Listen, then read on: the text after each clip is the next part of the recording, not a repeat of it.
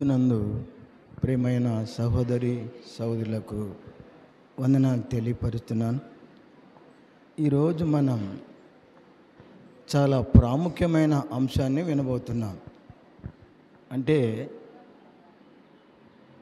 ప్రపంచ దేశంలో ఈనాడంతా కూడా చాలామంది లోకంలో ఉపవాసం అనేది అర్థం కావట్లేదు మనుషులకు. దేవుడు కోరుకుంటున్న ఉపవాసం ఏంటి? మనుషులను దేవుడు ఉపవాసం ఉండమని చెప్పలేదు. అయితే ఉపవాసం ఉండాల్సి వస్తే అతనికి తెలియకుండా, అతని దేవుడికి తప్ప ఎవరికి తెలియకూడదు. ఉపవాసం అనేది దేవుడు కోరుకునే ఉపవాసం మనం చూడబోతున్నాం. ఇప్పుడు ఈరోజు మనం వినబోయే అంశం గుర్తుంచుకోండి.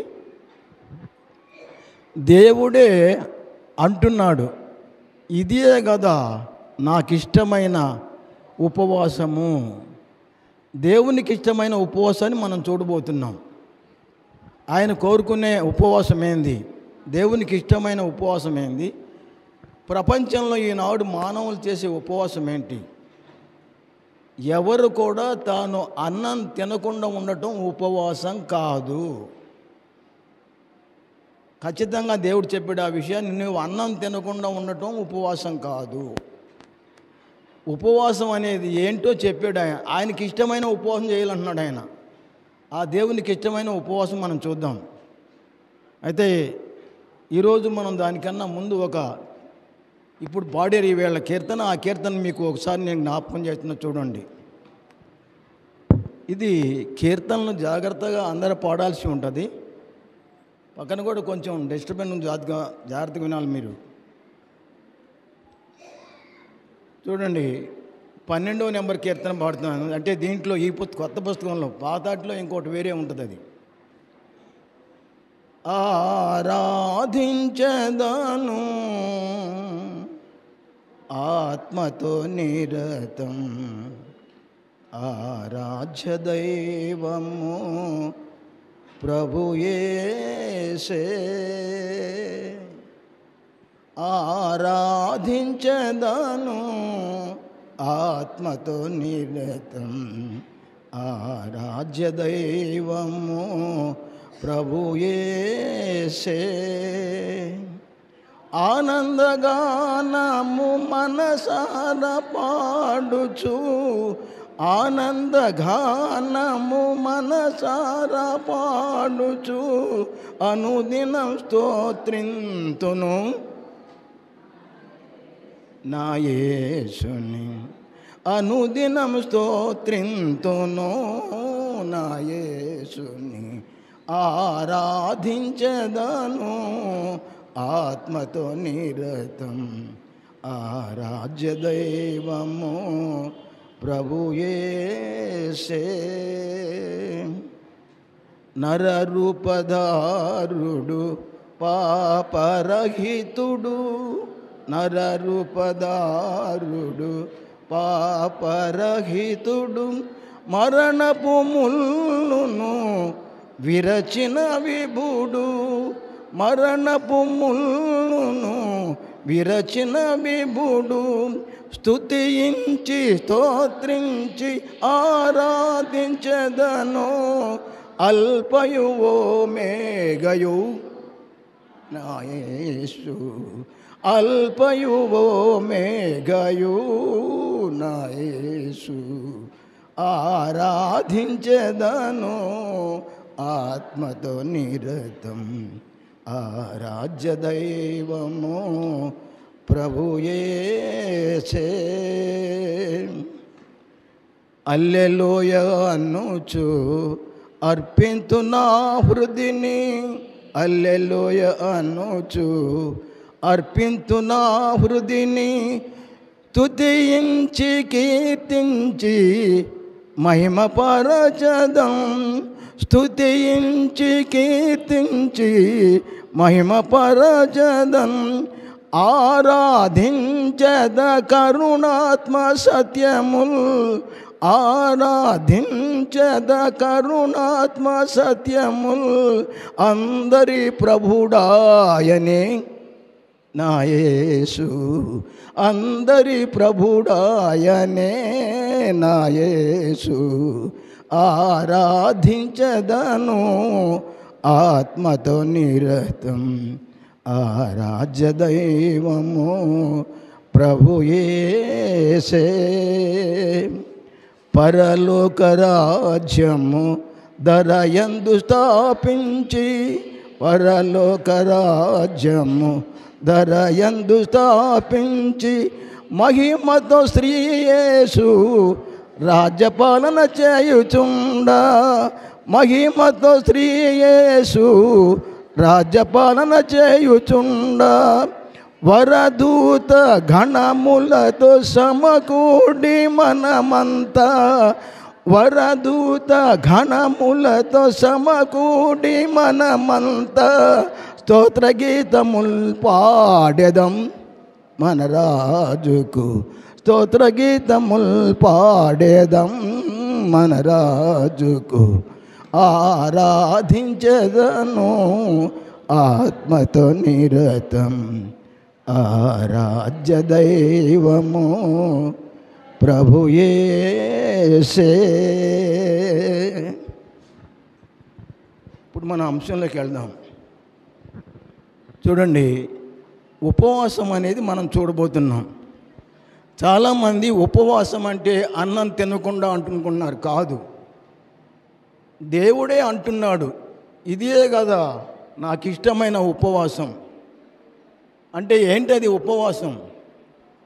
ఆయనకి ఇష్టమైన ఉపవాసం ఏంటి? ఎంతమందికి తెలుసు? కొంతమంది లోకంలో ఈవేళ ఉపవాస కూడిక అని అనౌన్స్మెంట్ చేస్తారు. అది చాలా తప్పు. ఇంకో విషయం గుర్తుంచుకోండి, మోషే ఉపవాసం ఉన్నాడు,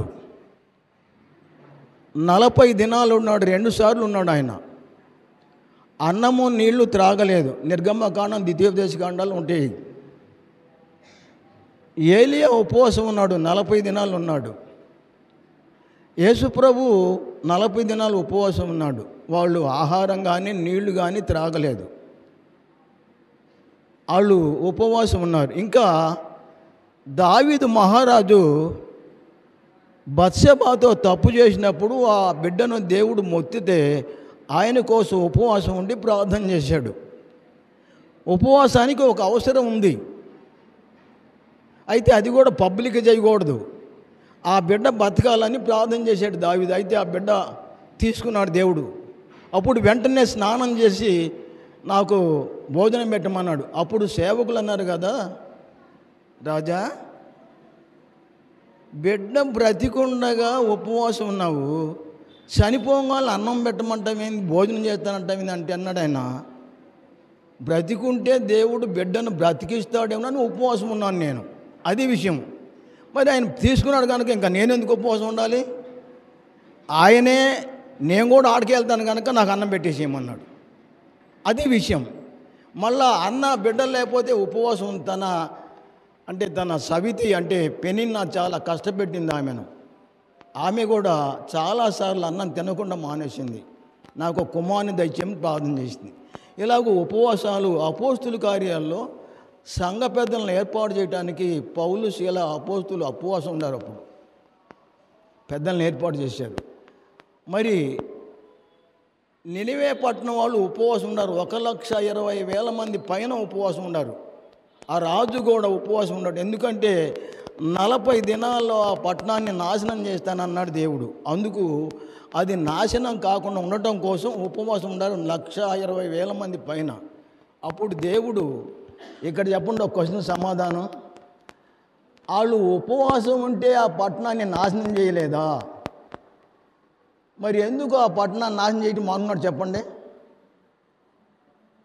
చాలామంది ఉపవాసం అనుకున్నారు, కాదు, ఆయన కోరుకునే ఉపవాసం వేరుగా ఉంది బైబిల్లో. కానీ అంత అబద్ధం పరిగెడుతుంది లోకంలో. ఏదో ఒకటి ఉపవాసం అని చెప్పేస్తున్నారు, ఉపవాస కోడిక అన్నారు, వీళ్ళు ఉపవాసం అంటున్నారు. అది దేవుడికి అది కోరుకున్న ఉపవాసం కానే కాదు. అనౌన్స్మెంట్ చేయకూడదు ఎక్కడ ఉపవాస కోడికలను ఏర్పాటు చేయటం బైబిల్కి విరుద్ధం. అది అసలు ఉపవాసం దేవుడు కోరుకున్న ఉపవాసం వేరుగా ఉంది.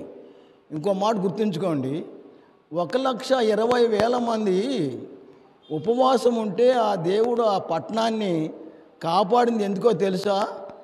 ఉపవాసం ఉన్నందుకు కాదు. ఎందుకు కాపాడాడంటే తమ చెడు నడక మానుకున్నందుకు కాపాడ్డాడు. చూడండి, బైబిల్ చూద్దాం. యోనా గ్రంథము.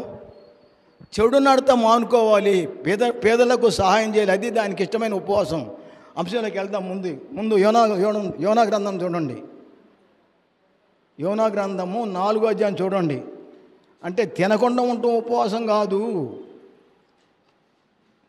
యోనా గ్రంథము చూడండి బైబిల్లో.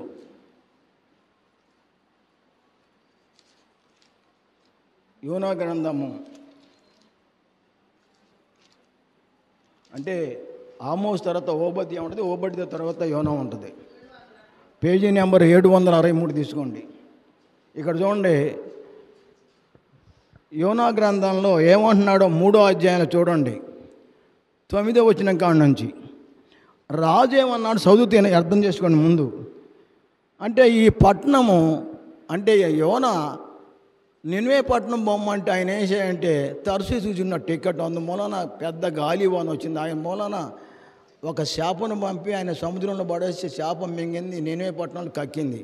నువ్వు పోయి ఆ పట్టణం అంతా ఒక దరి నుంచి ఒక దరికి పోవాలంటే పట్టణంలో 3 రోజులు పట్టిద్దంట, అంత పెద్ద పట్టణం ఉంటుంది. అయితే ఈయన ఒకరోజే పోయి ఈ పట్టణాన్ని దేవుడు నాశనం చేస్తాడని చెప్పాడు. ఈ మాట రాజు తెలిసి చూడు రాజు ఏం చేశాడు. అదే 3వ అధ్యాయం 7 నుంచి. మరియు రాజు అయిన తానును ఆయన మంత్రులను ఆజ్ఞయగా, ఒకవేళ దేవుడు మనసు త్రిప్పుకొని పశ్చాత్తాపుడై మనమందరము లయము కాకుండా తన కోపాగ్ని చల్లార్చుకును గనుక మనుషులు ఏమీ పుచ్చుకొనకూడదు. పశువులు కానీ, ఎద్దులు కానీ, గొర్రెలు కానీ మేతమేయకూడదు, నీళ్లు త్రాగకూడదు. మనుషులందరూ చూడండి 9వ వచనం. మనుషులందరూ తమ దుర్మార్గములను విడిచి తాము చేయు బలాత్కారములను మానివేయవలెను. మనుషులేమి పశువులేమి సమస్తమును గోనెపట్ట కట్టుకొనవలెను. జనులు మనపూర్వకంగా దేవుని వేడుకొనవలెను అని దూతలను నినివే పట్టణంలో సాటించి ప్రకటన చేసిరి. మనుషులందరూ దుర్మార్గాన్ని విడిచిపెట్టాలి, బలాత్కారాన్ని విడిచిపెట్టాలి. మనస్పూర్వకంగా పశువులు కానీ మనుషులు కానీ అందరూ కూడా గోనె పట్ట కట్టుకోవాలి. దేవుడు చేతనన్న కీడు చేయకుండా మానుకుంటాడేమో అనుకున్నాడు, కానీ ఇలా అందరూ ఉపవాసం ఉన్నారు. ఉపవాసం ఉన్నందుకు కాదు, ఆయన కాపాడిన దాన్ని. చూడు ఎందుకో చూడండి, 10వ వచనం చూడండి. ఈ నినివే వారు తమ చెడు నడతలు మానుకొనగా, ఏంటది చూడండి. ఈ నినివే వారు తమ చెడు నడతలు మానుకొనగా వారు చేయుచున్న క్రియలను దేవుడు చూసి పశ్చాత్తాపుడై వారికి చేదునను తాను మాట ఇచ్చిన కీడును చేయక మానేను. ఇందుకు ఉపవాసం ఉన్నందుకు కాదు, వాడు కీడు చేయటం మానుకున్నారు, అందుకు దేవుడు ఇలా చేశాడు. ఉపవాసం ఉన్నందుకు చాలామంది అనుకున్నారు. అది 10వ వచనంలో దీనికి చాలా కీలకమైంది. చూడు ఏమన్నాడు అని 10వ వచనంలో, ఈ నినివే వారు తమ చెడు నడతలు మానుకొనగా వారు చేయుచున్న క్రియలను దేవుడు చూచి పశ్చాత్తాపుడై వారికి చేదును తాను మాట ఇచ్చిన కీడును చేయక మానేను. ఇందుకోసం తమ చెడు నడతలు మానుకోవటం వలన దేవుడు నినివే పట్టణాన్ని కాపాడారు. 1,20,000 మంది పైన పశువులతో సహా అందరూ ఉపవాసం ఉన్నారు. వాళ్ళు ఆ చెడు నడత మానుకోవాలని చెప్పాడు రాజు. అది చేసినందుకు ఆ పట్టణాన్ని కీడు చేయటం మానేశాడు. చెడు నడత మానుకోవటం, పేదవాళ్ళకి సహాయం చేయటం దేవుడు కోరుకున్న ఉపవాసం. చూడండి యెషయా గ్రంథము 58వ అధ్యాయం చూడండి. యెషయా గ్రంథము 58వ అధ్యాయము 3 నుంచి చూద్దాం. 3వ వచనం నుంచి చూద్దాం. యెషయా గ్రంథము 58వ అధ్యాయము 3 నుంచి చూద్దాం. చూడండి, అందరూ మీ యొక్క పరిశుద్ధ గ్రంథాన్ని చూడండి. మేము ఉపవాసం ఉండగా నీవెందుకు చూడవు? Question mark. మేము మా ప్రాణములను ఆయాసపరుచుకొనగా నీవెందుకు లక్ష్య పెట్టవు అని అందురు. మీ ఉపవాస దినమున మీరు మీ వ్యాపారము చేయుదురు, మీ పని వారి చేత కఠినమైన పని చేయించుదురు. మీరు కలహపడుచు వివాదము చేయుచు అన్యాయముగా గుద్దులాడుచు ఉపవాసముందురు. మీ కంఠధ్వని పరమన వినబడినట్లుగా మీరిప్పుడు ఉపవాసముండరు. అట్టి ఉపవాసము నాకు అనుకూలమా? చూడండి, ఒక మనుషుడు ప్రాణాన్ని బాధపరుచుకుని దినం అట్టిదేనా? ఉపవాసం ఉండి నీ ప్రాణాన్ని బాధపరుచుకోవటం దేవునికి ఇష్టమా? ఇష్టం లేదు ఆయనకి. చూడు ఏమన్నాడు ఆయన, మీ కంఠధ్వని పరమున వినబడినట్లుగా మీరిప్పుడు ఉపవాసం ఉండరు. అట్టి ఉపవాసం నాకు అనుకూలమా? అలాంటి ఉపవాసం నాకు అనుకూలం కాదు. మనుషుడు తన ప్రాణమును బాధపరుచుకుని దినం అట్టిదేనా? ఒకడు జమ్ము వలె తల వంచుకొని గోనెపట్ట కట్టుకొని బూడిద పరుచుకొని కూర్చుండుట ఉపవాసమా? అట్టి ఉపవాసము యెహోవాకు ప్రీతికరమని మీరు అనుకుందురా? ఇలాంటి ఉపవాసాలు నాకు అనుకూలమైనవి కాదు. మరి ఆయనకి ఇష్టమైన ఉపవాసం చెప్తున్నాడు. ఇక చూడండి 6వ వచనం చెప్తుంది. చూడండి 6 నుంచి చదువుతున్నా. ఆయనకి ఇష్టమైన ఉపవాసం చెప్తున్నాడు దేవుడు.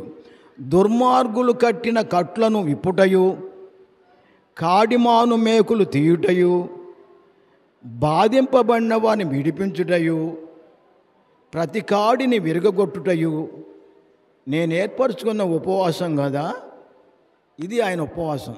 ఏంటంటే చూడండి చెప్పాడు ఆయన, దుర్మార్గులు కట్టిన కట్లను ఇప్పుటయు అంటే ఎవరైనా దుర్మార్గుని బంధించి బాధ పెడితే ఆ బాధ నుంచి విడిపించటం, కాడిమాను మేకులు తీయుటయు. ఇప్పుడు మళ్ళీ ఏమన్నాడు, బాధింపబడిన వాడిని విడిపించుటయు, బాధలో ఉన్నవాడికి ఏదైనా సహాయం చేసి విడిపించటం, ప్రతి కాడిని విరగొట్టుటయు నేను ఏర్పరచుకున్న ఉపవాసం కాదా. ఇది నేను ఏర్పరచుకున్నది. నాకు ఇష్టమైన ఉపవాసం చెప్తున్నాను. చూడండి మళ్ళీ 7వ వచనంలో, నీ ఆహారము ఆకలిగా ఉన్నవానికి పెట్టుటయు, నీ రక్త సంబంధికి ముఖం తప్పింపుకుంటాయు, దిక్కుమాలిన బీదలను ఇంట చేర్చుకుంటాయు, వస్త్రహీనుడు నీ కనబడినప్పుడు వాని వస్త్రం ఇచ్చుటయు. ఇదే కదా నాకు ఇష్టమైన ఉపవాసము. ఇది బైబుల్ అంతట్లో దేవుని కోరుకునే ఉపవాసం ఇది. ఇది అక్కడ పక్కన పెట్టేసి పరుగులు తెస్తున్నారు అందరూ. అన్నం తినకుండా ఉపవాసం ఉంటాం. ఉపవాసం కూడికి ఇవాళ ఆల్ నైట్ ప్రేయరు. బైబిల్లో ఉన్నాయా ఉపవాస కోడికలు పెట్టమని? అసలు ఉపవాసం అంటే ఇది. దేవుడు చెప్పే ఉపవాసం ఇది. మనుషులు చేసే పనులు అయ్యి ఎట్లా దేవునికి ఎంత విరుద్ధం అయ్యి. అట్టి ఉపవాసం నాకు అనుకూలం కాదన్నాడు. ఇది ఉపవాసం. మళ్ళా చదువుతున్నా చూడండి. ఇది నేర్చుకోండి మీరు.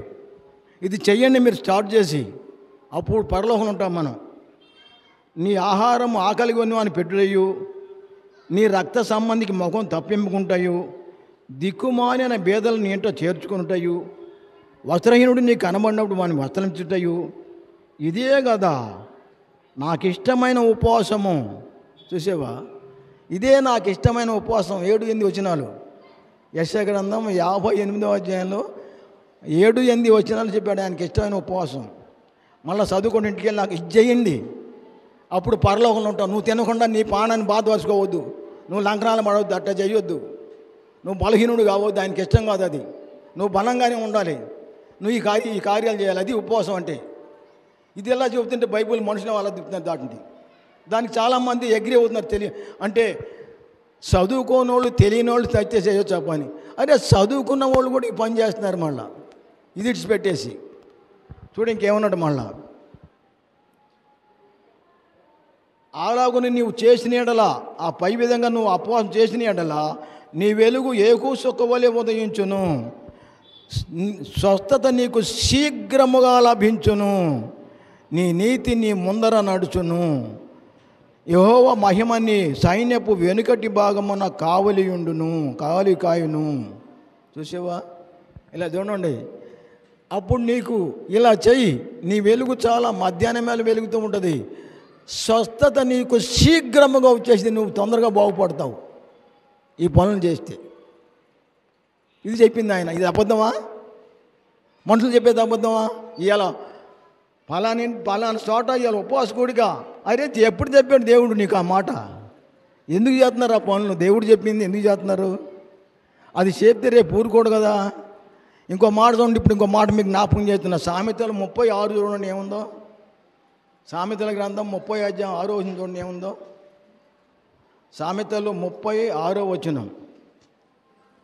సామెతల గ్రంథము 30వ అధ్యాయము 6వ వచనం ఒకసారి చూడండి. ఆయన చెప్పిన ఉపవాసం ఎవరు చేయట్లేదు. చాలా విచారం అది. వాళ్ళ ఇష్టం వచ్చింది చేస్తున్నారు. 30వ అధ్యాయము 6వ వచనం. ఆయన మాటలతో ఏమీ చేర్చకము, ఆయన నిన్ను గద్దించునేమో, అప్పుడు నీవు అబద్ధీకుడు అవుదువు. ఏమన్నాడు? ఆయన చెప్పకుండా నువ్వు చేయమాక, ఆయన మాటలతో ఏమి చేర్చవద్దు నువ్వు, అప్పుడు నువ్వు అబద్ధీకుడు. నువ్వు ఆయన ఒకవేళ నిన్ను చూడేమన్నాడా, ఆయన మాటలతో నువ్వేమీ చేర్చవద్దు. మళ్ళీ ఏమన్నాడు చూడండి, ఆయన నిన్ను గద్దించునేమో, అప్పుడు నీవు అబద్ధీకుడు అవుతావు. అబద్ధీకులకు అగ్నిగుండం ఉంది. ఆయన మాటలతో ఏం కలపొద్దు, ఆయన చెప్పకుండా చేయటం ఏంది నేను ఉపవాస కొడుకులని. ఉపవాసం అంటే అది. ఈ ఉపవాసం ఎవరు చేస్తారో వారిని పిలుస్తాడు రేపు దేవుడు. చూడండి, ఒక విషయం జ్ఞాపకం చేసుకోండి. సామెతల 19వ అధ్యాయము 17వ వచనం ఒకసారి చూడండి. సామెతలు 19వ అధ్యాయము 17వ వచనం ఒకసారి చూడండి. సామెతల గ్రంథము 19వ అధ్యాయము 17వ వచనం ఒక్కటి చూడండి.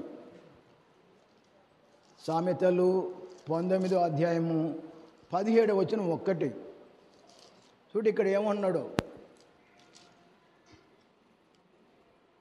బేదలను కనికరించువాడు యెహోవాకు అప్పిచ్చువాడు, వాని ఉపకారమునకు ఆయన ప్రత్యుపకారము చేయును. చూసేవా?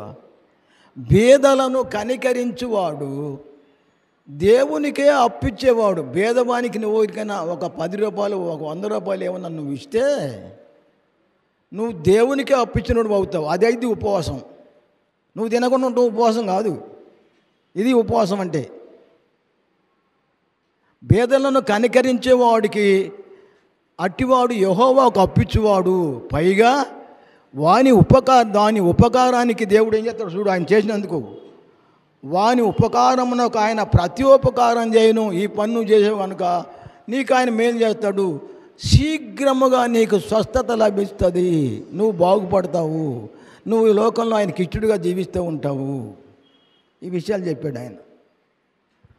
మళ్ళీ చూడండి, సామెతలు 17వ అధ్యాయము 5వ వచనం. భేదలను ఎక్కిరించువాడు వాని సృష్టికర్తను నిందించువాడు. భేదలను ఎక్కిరించువాడు వాని సృష్టికర్తను ఎక్కిరించేవాడు. ఈ మాటకు పాత నిబంధనలో బేషరతుగా చేసాడు ఒక ఉపవాసం. ఏ పని ఆయన పాత నిబంధనలో చాలా దేవుడు చెప్పినట్టుగా అట్టి ఉపవాసం చేశాడు ఆయన. అలాంటి ఉపవాసం మనం చేస్తే యేసు ప్రభు వారు అంటాడు, రేపు నేను ఆకలిగా ఉంటే మీరు నాకు భోజనం పెట్టారంటారు. రేపు అంటాడు అది ఈ ఉపవాసం చేసిన వాళ్ళని. ఆ ఉపవాసం ఎప్పుడో పాత నిబంధన ఏబు చేశాడు. చూడండి, ఏబు గ్రంథము 31వ అధ్యాయము చూడండి. ఏబు గ్రంథము 31వ అధ్యాయము చూడు. ఏబు గ్రంథం 31వ అధ్యాయము 15 నుండి చూడండి. 15 నుండి ఇది బాగా అర్థం చేసుకోండి. 15 నుండి ఏబు గ్రంథము 31వ అధ్యాయము 15 నుండి చూద్దాం. గర్భమున నన్ను పుట్టించిన వాడు వారిని కూడా పుట్టింపలేదా? గర్భములో మమ్మల్ని రూపించిన వాడు ఒక్కడే కదా. బేదలను ఇచ్చేయించిన దానిని నేను బిగబట్టిన ఎడల. చూడండి, బేదలను ఐశ్వర్యవంతుని పుట్టించింది ఒక్కడే కదా. దేవుడు ఒక్కడేగా. భేదవాడిని పుట్టించింది, ఐశ్వర్యాన్ని పుట్టించింది, ఇద్దరిని పుట్టించింది దేవుడే. సామెతలు 22 తీమాకండి, 22:2 ఉంది. ఐశ్వర్యవంతులు దరిద్రులు కలిసి ఉందురు, వాళ్ళిద్దరిని కలుగజేసింది యెహోవాయే. అందుకని ఏమన్నాడు, మమ్మల్ని ఇద్దరిని చేసింది ఒక్కటే కదా. ఇంచుడేమన్నాడు మళ్ళా, బేదలను 16 వచ్చిన బేదలను హెచ్చయించు వానిని నేను బిగబట్టిన ఎడల, బేదలకు ఇచ్చేదాన్ని నేను ఇవ్వకుండా బిగబడితే, చూడేమన్నాడు, వెధవరాండ్రను కన్నులు క్షీణింపజేసిన ఎడల, తల్లిదండ్రులు లేని వారిని నా అన్నములో కొంచెమైనా తిననీయక నేను ఒంటరిగా భోజనం చేసిన ఎడలను, ఎవడైనా వస్త్రహీనుడై చచ్చుట నేను చూడగను, బేదలకు వస్త్రము లేకపోవట నేను చూడగను, వారి దేహములు నన్ను దీవింపకపోయిన ఎడలను, వారు నా గొర్రెబొచ్చు చేత వేడిమి పొందకపోయిన ఎడలను, గుమ్మములో సహాయము దొరకకునుమని తండ్రి లేని వారిని నేను అన్యాయం చేసిన ఎడలను, నా భుజశల్యము దాని గూటు నుండి పడునుగాక. ఈ మంచి క్రియలు నేను చేయకపోతే నా గూడు ఇరిగిపోవును గాక అన్నాడు ఆయన చెప్పించుకున్నాడు. చూడండి, తండ్రి లేని వారికి వెధవరాండుకు నేను సహాయం చేయకపోతే నా చేయి ఇరిగిపోవును గాక, అది ఇరిగి కింద మన్నుగాక అన్నాడు మళ్ళీ ఆయన. చూడేమన్నాడు మళ్ళీ అదే కీర్తనలో, అదే ఏబు గ్రంథంలోనే, గుమ్మములో 20 వచనం, గుమ్మములో సహాయము దొరుకును అనుకొని తండ్రి లేని వారిని నేను అన్యాయం చేసిన ఎడలను, నా భుజశల్యము దాని గూటు నుండి పడునుగాక, నా బాహువు ఎముకలోనికి ఇరుగునుగాక. నేను అలాగు చేయలేదు, నా బాల్యము మొదలుకొని దిక్కులేనివాడు తండ్రి భావముతో నన్ను భావించి నా యొద్ద పెరిగాను. చూసేవా, దిక్కులేనివాడు తండ్రి భావముతో నన్ను భావించి నా యొద్ద పెరిగాడు. ఇందాక యెషయా గ్రంథం అన్నాడు, దిక్కులేని వాణ్ణి నీ ఎంట చేర్చుకోవటం, ఇదే కదా నాకు ఇష్టమైన ఉపవాసం. దిక్కులేని వాళ్ళకి నేను తండ్రిని అయ్యాను, అతడు నన్ను తండ్రిగా భావించి నా యొద్ద పెరిగాడు. అతను ఈ ఉపవాసం ఎప్పుడు చేసాడు ఏబు? దిక్కులేని వాడిని నా ఇంటికాడు ఉన్నాడు, నన్ను తండ్రిగా భావించాడు, నా యొద్ద పెరిగాడు అతను. చూడు ఇంకేమన్నాడు మళ్ళా 22వ వచనం చూడండి మళ్ళా, నేను అలాగు చేయలేదు, బాల్యం మొదలుకుని దిక్కులేని వాడు తండ్రి భావముతో నన్ను భావించి నా యొద్ద పెరిగాను, నా తల్లి గర్భమందు పుట్టిన వాడు నాటి నుండి దిక్కులేని వానికి నేను మార్గదర్శన అయితిని. చూసావా, నా తల్లి గర్భం నుంచి పుట్టిన దగ్గర నుంచి నేను దిక్కులేని వాళ్లకు మార్గదర్శన అయితిని, దిక్కులేని వాడికి తండ్రిని అయితిని. ఇది ఉపవాసం, దేవుడు చెప్పిన కోరుకున్న ఉపవాసం ఇది. మళ్ళా 24 చూడండి, అదే చూడేమన్నాడు, సువర్ణము నాకు ఆధారం అనుకుని ఎడల, నా ఆశ్రయము నీవే అని మేలిమి బంగారంతో నేను చెప్పిన ఎడలను, నా ఆస్తి గొప్పదని కానీ నా చేతికి విస్తారమైన సొత్తు దొరికినని కానీ నేను సంతోషించిన ఎడల, సూర్యుడు ప్రకాశించినప్పుడు నేను అతనినే కానీ, చంద్రుడు మిక్కిలి కాంతి కలిగి నడుచుచుండగా అతనినే గాని చూసి నా హృదయము రహస్యముగా ప్రేరేపింపబడి వారి తట్టు చూసి నా నోరు ముద్దు పెట్టుకునే ఎడల, పరమనున్న దేవుని దృష్టికి నేను వేషధారినవుదును, ఇది న్యాయాధిపతుల చేత శిక్షణ అందదగిన నేరమగును. చూసేవా, నా ఆస్తి గొప్పదని కానీ నాకు చాలా సొత్తు ఉన్నదని కానీ, ఒకవేళ చంద్రుడు బాగా కాంతి కలిగి ఉన్నప్పుడు, సూర్యుడు బాగా కాంతి కలిగి ఉన్నప్పుడు, వాళ్ళు నడుస్తున్నప్పుడు నా హృదయము రహస్యంగా ప్రేరేపింపబడి వాడి తట్టు చూసి నా అరిచేతిని చూడు కొంతమంది అంటారు. వాళ్ళు ఇలాంటి వాళ్ళు ఉంటే వాళ్ళు దేవుని యొక్క దృష్టికి వాళ్ళు వేషధారులు అవుతారు కదా, అది నేరమైద్ది కదా. ఇలాగ చాలామంది ఉన్నారు లోకంలో, నేను చూశాను కొంతమందిని కూడా. ఇది ఖచ్చితంగా నేరమైంది అని చెప్పాడు ఏబు. చంద్రునే కానీ సూర్యునే కానీ లైట్ కానీ వెలుగు చూసినప్పుడు అది పెట్టిన వాళ్ళు, ముద్దు పెట్టిన వాళ్ళు ఉండరు వాళ్ళు. అది న్యాయాధిపత్యం నేరం అయింది రేపు. చూడు బైబిల్ ఏం చెబుతుందో, అవి చేయకూడదు అన్నాడు. మళ్ళీ చూడండి మాట గుర్తుంచుకోండి, 26వ వచనం, సూర్యుడు ప్రకాశించినప్పుడు నేను అతనినే కానీ, చంద్రుడు మిక్కిలి కాంతి కలిగి నడుచున్నప్పుడు అతనినే కానీ చూసి నా హృదయం రహస్యముగా ప్రేరేపింపబడి వారి తట్టు చూసి నా నోరు ముద్దు పెట్టిన ఎడల, పరమనున్న దేవుని దృష్టికి నేను వేషధారి నగుదును, ఇదియు న్యాయాధిపతుల చేత శిక్షణ అందదగిన నేరమగును. చూసావా, చాలామంది ఉన్నారు దిద్దుకోండి దీన్ని. అలాంటి వాళ్ళు ఉంటే దాన్ని తీసేయండి ఇవాళతోనే. అలా చేయకూడదు. అలా చేస్తే నువ్వు దేవుని దృష్టికి వేషధారి అవుతావు రేపు. మళ్ళీ చూడండి ఆ విషయాన్ని. మళ్ళా 41వ కీర్తన చూడండి. 41వ కీర్తన గ్రంథంలో మొదటి చదువుతున్నాను నేను. 41వ కీర్తన 41వ కీర్తన చూడండి. 41వ కీర్తన మొదటి నుంచి.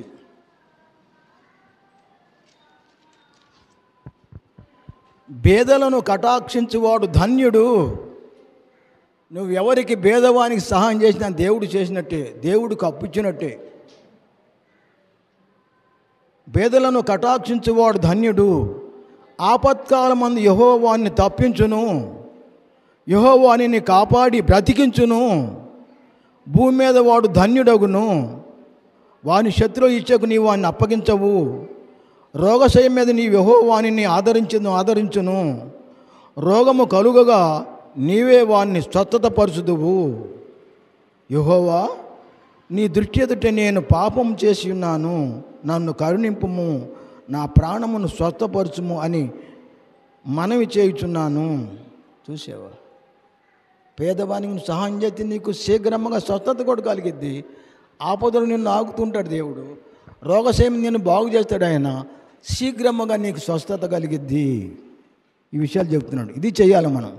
ఎవరికైతే నీ పేదవాళ్ళకు సహాయం చేస్తావో, ఎవరికైతే నువ్వు ఆహారం అయితే నీ అన్నోళ్ళు అన్నం పెడతావో అది ఉపవాసం. నువ్వు తినకుండా ఉంటే ఉపవాసం కాదు. అది ఆయనకి ఇష్టమైంది కాదు. చాలామంది దాని పలానా చోట ఉపవాస కూడిక. అరే ఎవరు చెప్పారు నీకు? ఏడుంది బైబిల్లో అది? ఉపవాసం అంటే ఇది. చూడు ఎంత విరుద్ధంగా ఉందో లోకం. మరియు యేసుప్రభు ఈ లోకంలో ఉండగా ఒక అత్తరు బుడ్డి, చాలా విలువైన అత్తరు తీసుకొచ్చి ఓ పాపాత్మురాలు ఆ అత్తరు బుడ్డి మొత్తం ఒకనాడు పగలగొట్టి అది అంతా యేసుప్రభు తల మీద పాదాలకు పూసింది. ఆ తలని తుడిసింది. అప్పుడు అన్నాడు అక్కడ ఉన్నవాళ్ళు, ఎందుకు ఎత్తరింత పాడు చేసేవి ఎందుకు? ఇది అమ్మేసి పేదవాళ్ళకి ఇవ్వచ్చు కదా అన్నారు వాళ్ళు. అందుకు ప్రభు అన్నాడు కదా, కమాన్ అర్థం చేసిన బాగేది. పేదలు ఎల్లప్పుడూ మీతోనే ఉంటారు. ప్రతిరోజు మనలో కలిసే ఉంటారు వాళ్ళు. నీకు ఇష్టం వచ్చినప్పుడల్లా వాళ్ళు సహాయం చేయొచ్చు అన్నాడు యేసు ప్రభు వారు. మార్క్స్ వార్త చూడండి. మార్క్స్ వార్త 14:7 ప్రభు చెప్పాడు ఆ మాటకు సమాధానం. మార్క్స్ వార్త 14:7 చూడండి. ఆ మాటకి ఏం చెప్పాడు ప్రభు సమాధానం? అమ్మి పేదవాళ్ళకి ఏమన్నప్పుడు అత్తరని 14:7 ప్రభు చూడు ఏమన్నాడు? పేదలు ఎల్లప్పుడూ మీతోనే ఉన్నారు. మీకు ఇష్టమైనప్పుడు వారికి మేలు చేయవచ్చును. నేను ఎల్లప్పుడూ మీతో ఉండను. ఈమె నా శక్తి కొలది నా భూస్థాపిత నిమిత్తం నా శరీరమును ముందు అభిషేకించెను. చూసేవా, ఆమెను మీరు తొందర పెట్టమాకండి, ఆమెనే మనమాకండి. పేదలు ఎల్లప్పుడూ మీతోనే ఉంటారు, కానీ నేను ఎల్లప్పుడూ మీతో ఉండను. నీకు ఇష్టం వచ్చిన రోజున నువ్వు సహాయం చేయొచ్చు పేదవానికి. నువ్వు ఎందుకు? నీ దగ్గర ఉన్నాడు అతను. సహాయం చేయటం కోసమే పేదవాడిని ఉంచాడు దేవుడు. పేదవాడు ఐశ్వర్యవంతుడు కలిసి ఉంటానని చెప్పాడు దేవుడు. నువ్వు సహాయం చేయటం కోసం ఉంచాడు ఆయన్ని. ఈ విషయం గుర్తుంచుకోండి. ఏ బాలాగా చేశాడు. మళ్ళీ చూడండి ఈ విషయాన్ని. ఈ ఉపవాసం ఎవరైతే చేస్తారో ఆ ఉపవాసం ఉన్న వాళ్ళు రేపు యేసు ప్రభు వారు భూలోకంలో ఉండగా ఇట్టాటి ఉపవాసం అంటే పేదలకు సహాయం చేసిన వాళ్ళు, ఆకలైన వానికి అన్నం పెట్టిన వాళ్ళు, దిక్కుమాలిన పేదలకు వస్త్రాలు ఇచ్చిన వాళ్ళు, ఆయన ఆ దిక్కుమాలిన పేదలు నేను చేర్చుకునటోను ఇదే కదా నాకు ఇష్టమైన ఉపవాసం దేవుడు అన్నాడు కనుక ఈ ఉపవాసం ఎవరైతే చేస్తారో వాళ్ళను రేపు యేసు ప్రభు వారు వచ్చినప్పుడు ఆయన మహిమగల సింహాసనం ఆధారం లేకుండా మహిమగల సింహాన్ని కూర్చుంటాడు ఆయన. అప్పుడు మనుషులందరూ ఆయన ఎదుట పోగవుతారు. అప్పుడు చూడు ఏమంటాడు ఆయన. మత్తయి సువార్త 25 ఈ ఉపవాసం ఉన్న వాళ్ళని అంటాడు ఆ మాట ఆయన. మత్తయి సువార్త 25వ అధ్యాయము 31వ వచనం కానీ చూద్దాం. మత్తయి సువార్త 25వ అధ్యాయము 31వ వచనం కానీ చూద్దాం. చూడండి, ఇక్కడ ఏమన్నాడు యేసుప్రభు వారు. జాగ్రత్తగా ఆలోచన చేయండి. ఈ విషయాన్ని తెలుసుకుని మనం వాక్యాన్ని ముగించుకుందాం. యేసుప్రభు వారు మహిమల సింహాసనం మీద ఆశ్చర్యుడికి చెప్తున్నాడు ఈ విషయాన్ని. అంటే ఆ మృతులందరూ కూడా ఆయన దగ్గర నిలబడతారు తీర్పుకి. అప్పుడు చెబుతున్నాడు, చూడు ఏమన్నాడు ఆయన 31 కాడ నుంచి. మత్తయి సువార్త 25వ అధ్యాయం 31 కాడ నుంచి. తన మహిమతో మనుష్య కుమారుడు ఆయనతో కూడా సమస్త దూతలు వచ్చినప్పుడు ఆయన తన మహిమ గల సింహాసనాసీనుడై ఉండును. అప్పుడు సమస్త జనులు ఆయన ఎదుట పోగు చేయబడుదురు. గొల్లవాడు మేకలలో నుండి గొర్రెలను ఏర్పరిచినట్లు ఆయన వారిని ఏర్పరచి తన కుడివైపున గొర్రెలను ఎడమవైపున మేకలను నిలువబెట్టును. అప్పుడు రాజు తన కుడివైపున ఉన్నవారిని చూసి, నా తండ్రి చేత ఆశీర్వదింపబడిన వారులారా రండి, లోకం పుట్టినది మొదలుకొని మీ కొరకు సిద్ధపడిన రాజ్యమును స్వతంత్రించుకొనుడి. చూసావా? నా తండ్రి చేత ఆశ్రయించబడిన వారులారా ఎవరు? భూలోకంలో ఇప్పుడు ఆయన కోరుకున్న ఉపవాసం చేసిన వాళ్ళని అన్నాడు అన్నమాట. రండి,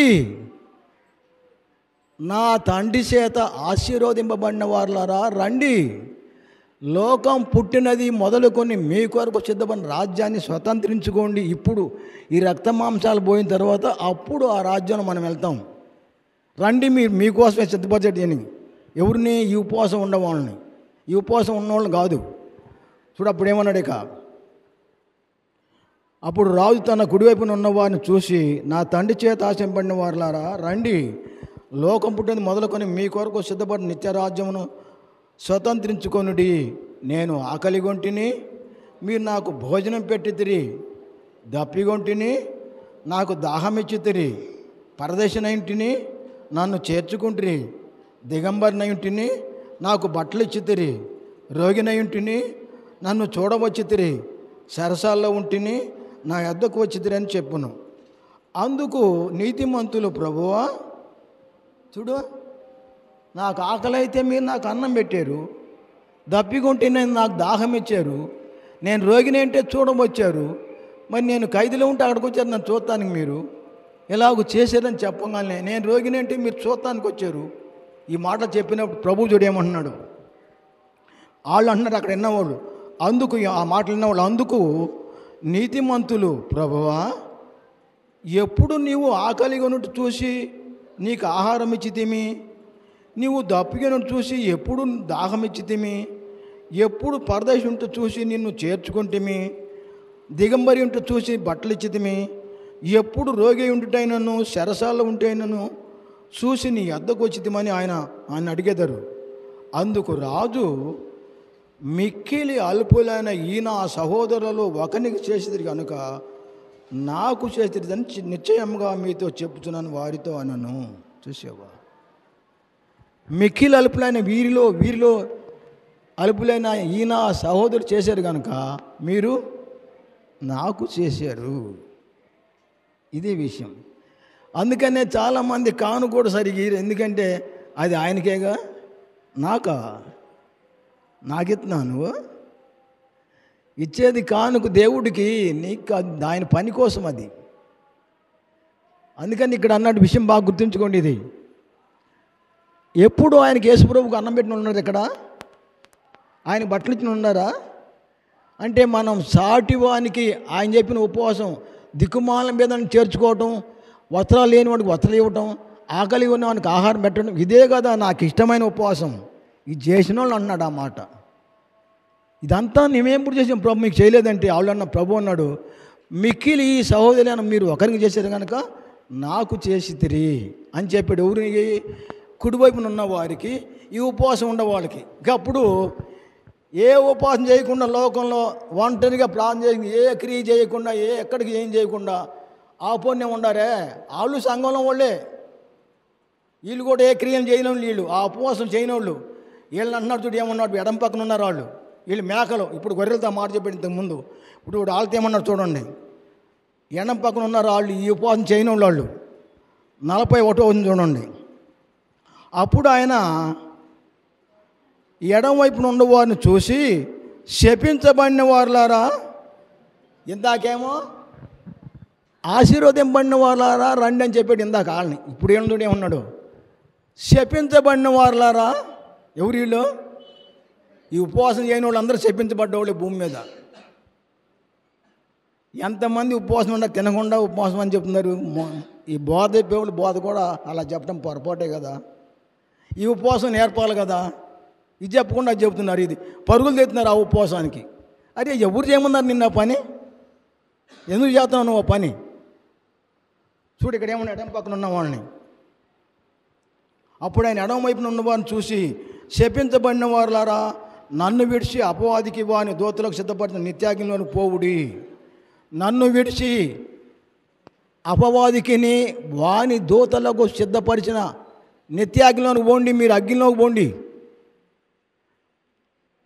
అంటే సాతానికి వాని దూతలకు సిద్ధపడిన నిత్యాగ్ని ఉన్నది, దాంట్లోకి మీరు పోండి అనగానే చూడు. అప్పుడు ఏమైంది అన్నాక 42వ వచనం, నేను ఆకలిగొంటిని, మీరు నాకు భోజనం పెట్టలేదు, దప్పికొండి, నాకు మీరు దాహమీయలేదు, పరదేశిని మీరు నన్ను చేర్చుకోలేదు, దిగంబైంటి మీరు నాకు బట్టలు ఇయ్యలేదు, రోగినై సరసాలు ఉంటిని మీరు నన్ను చూడరాలేదు అని చెప్పును.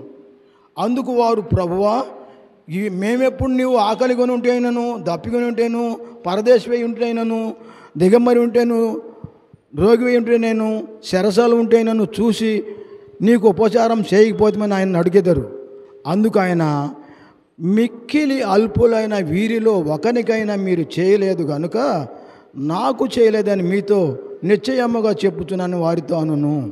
వారు నిత్య శిక్షకును, నీతిమంతులు నిత్య జీవమునకు పోవుదురు. చూసావా, ఇది జరిగింది. ఇక్కడ నేను వాక్యాన్ని ఆఫ్ చేస్తున్నాను. ఎవరైతే ఆ ఉపవాసం ఉన్నారో మీరు లేని వారు ఇప్పుడు స్టార్ట్ చేయండి. మీరు తినకుండా ఉండమాకండి. యేసుప్రభు అన్నాడు ఒకసారి ఆయన మీటింగ్ పెట్టినప్పుడు, 3 రోజులు అన్నం లేకపోతే వాళ్ళు దోవలో పడిపోతారు, వాళ్ళకి అన్నం మనమే పెడదామన్నాడు. ఉపవాసం నీ ప్రాణాన్ని బాధపడుకుని తినం అట్టిదేనా? ఒకడు తల వంచు కూర్చోడు ఉపవాసమా? ఉపవాసం కావాలంటే మత్తయి 6లో చెప్పాడు, ఉపవాసం నీకు ఏదన్నా సమస్య బాధ ఉంటే నువ్వు ఒక్కడే ఉండు, అది ఎవరికి తెలియకుండా ఉండు అని మత్తయి సువార్త 6:16లో ఉంది. అది కనుక ఈ క్రియలు చేయండి, అప్పుడు పరలోకంలో తండ్రి చేత ఆశింపబడిన వారు అవుతారు. పరలోకంలో మనం యుగాయుగాలు ఉంటాం. వీరు నిత్య జీవానికి, వారు నిత్య శిక్షకు వెళ్తారు ఈ ఉపవాసం చేయని వాళ్ళు. కనుక గుర్తుంచుకోండి, దేవుడే అంటున్నాడు, ఇదే కదా నాకు ఇష్టమైన ఉపవాసము. ఈ ఉపవాసం చేసిన వాళ్ళ భూలోకంలో రేపు ప్రభు అంటాడు, నాకు ఆకలి అయితే మీరు ఆహారం పెట్టారని. ఆ ఉపవాసం చేయటం నేర్చుకోండి, నీకున్న దాంట్లోనే ఇలాగ చేయాలని. దయగల దేవుడు ఈ విషయాలు మనకు తెలియపరిచినందుకు తన కుమారుడైన యేసుక్రీస్తు ద్వారా మనందరి పక్షంగా కృతజ్ఞతాస్తుతులు స్తోత్రములు చెల్లిస్తూ ఉన్నాను పరలోక తండ్రికి. మీ అందరికి కూడా వందనాలు తెలియపరుస్తున్నాను. మీరు నా కోసం ప్రార్థన చేయండి, నేను మీకోసం ప్రార్థన చేస్తాను. వందనాలు మరి.